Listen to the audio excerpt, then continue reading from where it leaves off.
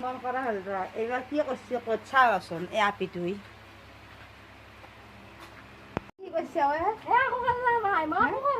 কি কৰি আছা পচন্দ ধুব লগা নাই হা ভাত খাই খালে আৰু কথা দিছা চাহ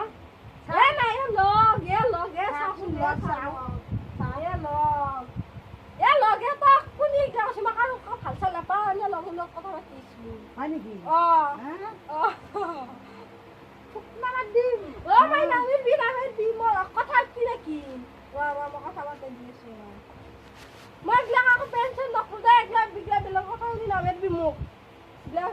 কথা শুনে